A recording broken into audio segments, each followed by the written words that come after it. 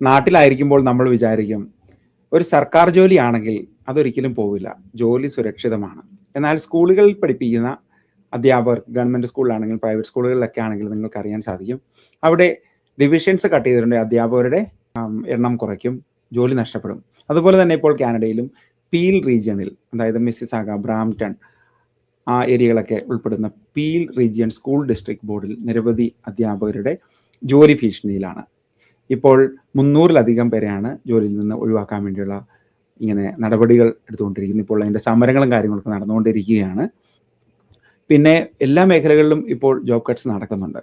കാരണം tariff issues ഇനിയിപ്പോൾ 2026 July ആകുമ്പോഴേക്കും ഇവിടുത്തെ നോർത്ത് അമേരിക്കൻ ട്രേഡ് അഗ്രിമെൻറ്റിൻ്റെ കാര്യങ്ങളൊക്കെ വരുന്നു. അതോടൊപ്പം തന്നെ ഇപ്പോഴത്തെ സിറ്റുവേഷൻസ് നിങ്ങൾക്കറിയാം, കോസ്റ്റ് ഓഫ് ലിവിങ് കൂടിയിരിക്കുകയാണ്, കമ്പനികളുടെ കോസ്റ്റ് കൂടിയിരിക്കുകയാണ്. അതിനാൽ അധികം ഹയറിങ്ങുകൾ നടത്തുന്നില്ല, അവർ കുറവാണ്. ഇപ്പോഴത്തെ എംപ്ലോയ്മെൻറ്റ് റേഷ്യോ വരുന്നത് 6.7, അതായത് അൺഎംപ്ലോയ്മെൻറ്റ് റേഷ്യോ വന്നിരിക്കുന്നത് 6.7 ആണ് വന്ന് നിൽക്കുന്നത്.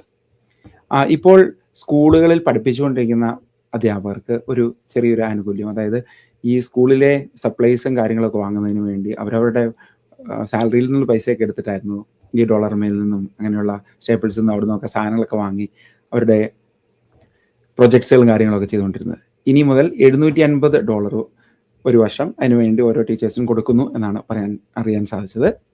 അതേപ്പറ്റി കൂടുതൽ വിവരങ്ങളൊക്കെ അറിയാവുന്നവർ, നിങ്ങൾ ടീച്ചേഴ്സൊക്കെ ഈ കമ്മ്യൂണിറ്റിയിലുണ്ടെങ്കിൽ തീർച്ചയായിട്ടും ഒന്ന് കമൻറ്റ് ചെയ്തേക്കുക. ഇനി നമുക്ക് വെതർ കാര്യങ്ങളൊക്കെ നോക്കിക്കഴിയുമ്പോഴേക്കും ബ്രിട്ടീഷ് കൊളംബിയയിൽ പല സ്ഥലങ്ങളിലും വീണ്ടും മഞ്ഞ് പെയ്യുന്നുണ്ടായിരുന്നു, കാൽഗറിയിൽ മഞ്ഞ് വീഴുന്നുണ്ടായിരുന്നു. ഒണ്ടേരിയോയിൽ ഇപ്പോഴത്തെ ടെമ്പറേച്ചർ -5 to +10 ഒക്കെയാണ്. ഓരോ ദിവസവും ഇങ്ങനെ മാറി മാറി വന്നുകൊണ്ടിരിക്കുന്നു. സമ്മർ ആകുമ്പോഴേക്കും നല്ല ചൂടായിരിക്കും എന്നാണ് ഈ വർഷം പറഞ്ഞിരിക്കുന്നത്. സൂപ്പർ എൽനിനോ എന്ന പ്രതിഭാസം, അതായത് അതീവമായിട്ടുള്ള ചൂട് വരുന്ന സമയങ്ങളായിരിക്കും എന്നാണ് പറഞ്ഞിരിക്കുന്നത്. അങ്ങനെ പോകുന്നു വെതർ കാര്യങ്ങളൊക്കെ.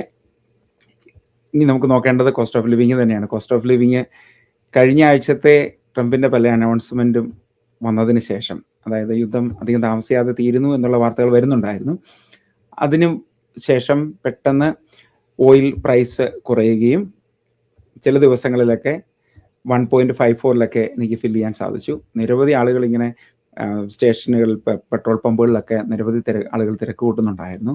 ഓരോ ദിവസവും ഇവിടെ പ്രൈസ് ഇങ്ങനെ മാറിക്കൊണ്ടേയിരിക്കും. ഇപ്പോഴത്തെ റേറ്റ് വന്നിരിക്കുന്നത് 1.64 ഒക്കെയാണ്. സാധനങ്ങളൊക്കെ വില കൂടിയിട്ടുണ്ട്. ഞാൻ ഈ കഴിഞ്ഞ ദിവസം കോസ്കോയിലൊക്കെ പോയി കുറച്ച് സാധനമൊക്കെ മേടിക്കാൻ പോയപ്പോഴേക്കും ഓരോ സാധനങ്ങളിലും ചെറിയ വർധനവ് കാണാൻ സാധിച്ചിട്ടുണ്ട്.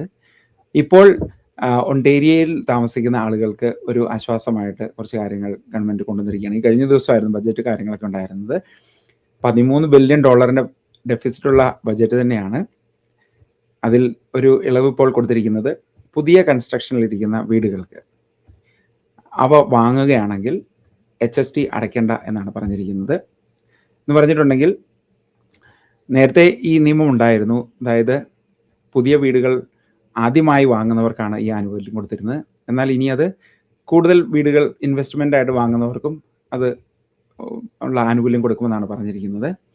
ഈ HST എന്ന് പറയുമ്പോഴേക്കും ഞാൻ ഈ കഴിഞ്ഞ ദിവസം പല പ്ലാറ്റ്ഫോംസുകളിൽ നോക്കിയിട്ടുണ്ടായിരുന്നു. അതായത് പുതിയ വീടുകൾ കൺസ്ട്രക്ഷനിലിരുന്ന് അത് ആദ്യമായി പർച്ചേസ് ചെയ്യുമ്പോഴാണ് ഈ ആനുകൂല്യം ലഭിക്കുന്നത്. അല്ലാതെ നമ്മളൊരു പഴയ വീട് കൂടുതൽ ആൾക്കാർ റീസെയിലാണ് വാങ്ങുന്നത്, അതിൽ ഈ ആനുകൂല്യം ലഭിക്കുന്നില്ല. അപ്പോൾ അതേപ്പറ്റിയൊക്കെ കൂടുതൽ വിവരങ്ങൾ അറിയാൻ വേണ്ടി നിങ്ങളുടെ മോർഗേജ് ഏജൻറ്റുമായിട്ടോ അല്ലെങ്കിൽ റിയൽറ്ററോ ഒക്കെ ആയിട്ടൊക്കെ സംസാരിച്ച് നോക്കുക. അപ്പോൾ ഇത്തരം ചർച്ചകളൊക്കെ തീർച്ചയായിട്ടും നമ്മുടെ ചാനലിൽ കൊണ്ടുവരാൻ വേണ്ടി ശ്രമിക്കുന്നുണ്ട്. ഈ വർഷം പല പരിപാടികളും പ്ലാൻ ചെയ്തിട്ടുണ്ട്. അപ്പോഴൊക്കെ ഇങ്ങനെ ലൈനപ്പ് ചെയ്തു വരികയാണ്. ഇനി നമുക്ക് ഇമിഗ്രേഷൻ വാർത്തകളിലേക്ക് കടന്നു കഴിയുമ്പോഴേക്കും കഴിഞ്ഞ ദിവസം OANPയുടെ ഒരു ഡ്രോ ഉണ്ടായിരുന്നു. അതിൻ്റെ വിവരങ്ങളാണ് നിങ്ങൾക്ക് ഈ സ്ക്രീനിൽ ഇപ്പോൾ കാണാൻ സാധിക്കുന്നത്. ഇനിയും പുതിയ ഡ്രോസൊക്കെ വരുമ്പോഴേക്കും നമുക്കൊരു ലൈവ് സെഷൻ നടത്തുന്നുണ്ട്. ഏപ്രിൽ മാസത്തെ ലൈവ് സെഷൻ തീർച്ചയായിട്ടും നിങ്ങളോട് ഇതിൻ്റെ കൂടുതൽ വിവരങ്ങൾ പറയുന്നതായിരിക്കും. ഇനി നിങ്ങൾക്ക് എന്തെങ്കിലും സേവനങ്ങൾ ആവശ്യമുണ്ടെങ്കിൽ, പ്രത്യേകിച്ചും ജോബ് സ്വിച്ചിങ്, ന്യൂ കമർ സർവീസ് സേവനങ്ങൾ, ഫണ്ടിങ് ഹെൽപ്പ്, സ്റ്റഡി കൺസൾട്ടിങ്, ഇതൊക്കെ വേണമെന്നുണ്ടെങ്കിൽ തീർച്ചയായിട്ടും കനേഡിയൻ സ്കിൽസ് ഡെവലപ്മെൻറ്റ് സെൻറ്ററിനെ കോൺടാക്റ്റ് ചെയ്യാവുന്നതാണ്. ഇനിയിപ്പോൾ അധികം ദിവസങ്ങളില്ല പുതിയ അഡ്മിഷൻസുകളൊക്കെ പ്രോസസ്സ് ചെയ്യുന്നതിന് വേണ്ടി. അതായത് ഈ സമയത്താണ് ഏറ്റവും കൂടുതൽ ആളുകൾ കോഴ്സുകളിൽ ജോയിൻ ചെയ്യുന്നത്. PSW, സോഷ്യൽ വർക്ക്, പിന്നെ AI റിലേറ്റഡ് ആയിട്ടുള്ള കോഴ്സുകൾ, സൈബർ സെക്യൂരിറ്റി, ട്രേഡ്സ്, ഇവയൊക്കെ നിങ്ങൾക്ക് അഡ്മിഷൻ നേടാവുന്നതാണ്. പുതിയതായിട്ട് വന്നിട്ടുള്ളവരാണെങ്കിലോ അല്ലെങ്കിൽ ജോബ് സ്വിച്ചിങ് ആഗ്രഹിക്കുന്നവരാണെങ്കിലോ. കാരണം ഇനി അധികം നാളത്തേന് ഫണ്ടിങ്ങുകൾ പോകുന്നില്ല, പ്രത്യേകിച്ച് ഒണ്ടേരിയോ ഫണ്ടിങ്ങുകൾ അധികം പോകുന്നില്ല, കുറച്ച് നാളുകളേ ഉള്ളൂ. എന്നാൽ ഒരു പുതിയ അപ്ഡേറ്റ് ഈ ദിവസം വന്നിട്ടുണ്ടായിരുന്നു. അതായത് ഫെഡറൽ ഗവൺമെന്റിന്റെ ഭാഗത്തു നിന്നുള്ള ഫണ്ടിങ് കൂട്ടിയിരിക്കുകയാണ്. അത് ഗ്രാൻഡ് ഇനത്തിൽ 40% കൂട്ടിയിട്ടുണ്ട്. അത് ഒരു താൽക്കാലികമായിട്ടുള്ള ഒരു കൂട്ടലിലാണ് വന്നിരിക്കുന്നത്. 2027 വരെ അത് മുന്നോട്ട് പോകുമെന്നാണ് പറഞ്ഞിരിക്കുന്നത്. ഇക്കാര്യങ്ങളൊക്കെ അറിയാൻ വേണ്ടി, അതിൻ്റെ കൂടുതൽ ഇൻഫർമേഷൻ അറിയുന്നതിന് വേണ്ടി നിങ്ങൾക്ക് ഇമെയിൽ അയക്കാവുന്നതാണ്, bijo@canadianskills.ca അല്ലെങ്കിൽ canadianskills.ca വെബ്സൈറ്റ് സന്ദർശിക്കുക. അവിടെ മെസ്സേജ് ബോക്സിൽ കാര്യങ്ങൾ നിങ്ങൾ കുറിക്കുകയാണെങ്കിൽ അതിന് മറുപടി തീർച്ചയായിട്ടും നിങ്ങൾക്ക് തരുന്നതായിരിക്കും.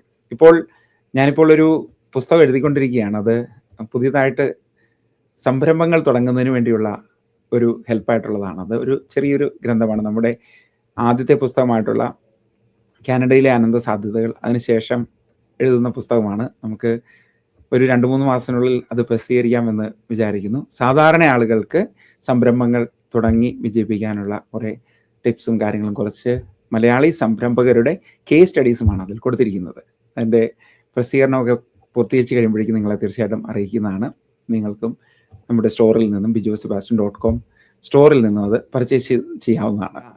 ടൊറൻറ്റോയിലെ ആരാധനാലയങ്ങൾക്ക് കൂടുതൽ സുരക്ഷ നൽകുന്നതിന് വേണ്ടി ടൊറൻറ്റോ പോലീസിൻ്റെ സായുധ പോലീസ് സേനാംഗങ്ങൾ ഇനി മുതൽ ഗാർഡ് ചെയ്യും എന്നാണ് പോലീസ് വൃത്തങ്ങൾ അറിയിച്ചിരിക്കുന്നത്.